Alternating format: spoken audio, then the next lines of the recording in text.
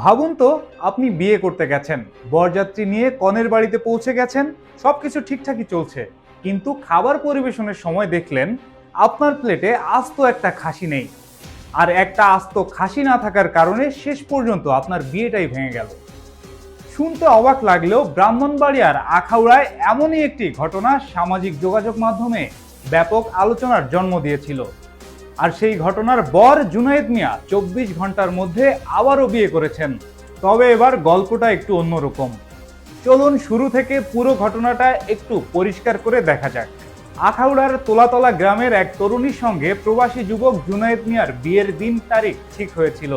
নির্ধারিত দিনে বরযাত্রীও চলে যায় কনের বাড়িতে, কিন্তু বিপত্তি বাধে খাবারের আয়োজন নিয়ে। বরপক্ষের প্রত্যাশা ছিল বরের জন্য আস্ত খাসি থাকবে, কিন্তু কনের বাড়ির খাবারের আয়োজনে সেই আস্ত খাসি না থাকাকে কেন্দ্র করে দুই পক্ষের মধ্যে কথা কাটাকাটি শুরু হয়।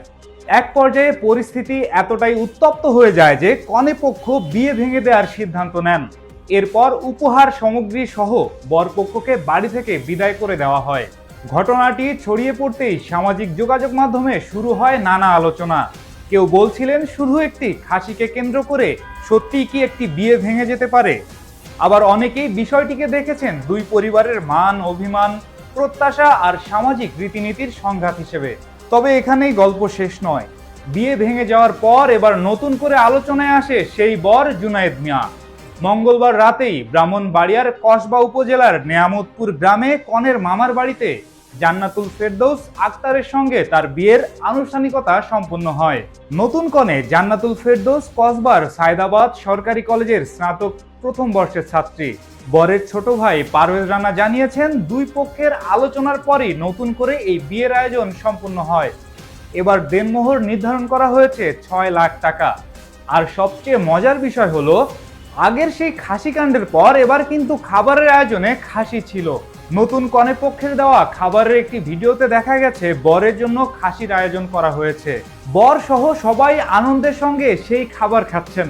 অর্থাৎ যে খাসিকে ঘিরে আগের বিয়ে ভেঙে গিয়েছিল, নতুন বিয়েতে সেই খাসি যেন হয়ে গেল গল্পের অন্যতম সেরা আকর্ষণ। বিয়ের পর নববধূর সঙ্গে ফেসবুকে ছবি আপলোড করে জুনায়েদ নিজেও জানিয়েছেন সব জল্পনা কল্পনার অবসান ঘটিয়ে অবশেষে তাদের বিয়ে সম্পন্ন হয়েছে। একই সঙ্গে সবার কাছে নবদম্পতির জন্য দোয়াও চেয়েছেন তিনি। এখন প্রশ্ন হলো, আসলেই কি শুধু একটা আস্ত খাসির জন্য আগের বিয়েটা ভেঙে গিয়েছিল? এখানে একটু থামা দরকার। সামাজিক যোগাযোগ মাধ্যমের কোনো ঘটনা ভাইরাল হলে আমরা অনেক সময় পুরো ঘটনার বদলে সবচেয়ে আলোচিত একটি অংশকেই মূল কারণ হিসেবে ধরে নেই।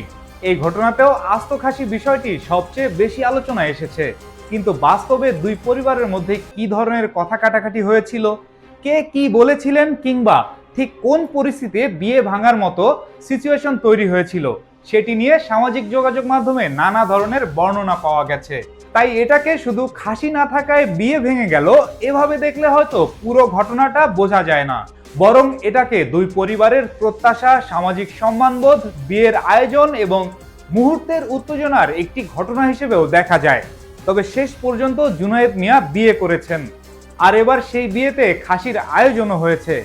যে ঘটনা একসময় ছিল বিয়ে ভাঙার কারণ, সেটি এখন সামাজিক যোগাযোগ মাধ্যমের সবচেয়ে আলোচিত সমালোচিত বিয়ের গল্পগুলোর একটি। আপনার কি মনে হয়, একটি খাবারের আয়োজনে একটা আস্ত খাসি না দেওয়ার জন্য কি বিয়ে ভেঙে গিয়েছিল, নাকি দুই পরিবারের প্রত্যাশা পূরণ না হওয়ায় এমন সিদ্ধান্ত নেওয়া হয়েছিল, নাকি এর মধ্যেও আছে গভীর কোনো ঘটনা? আপনার মতামত আপনি কমেন্টে জানাতে পারেন।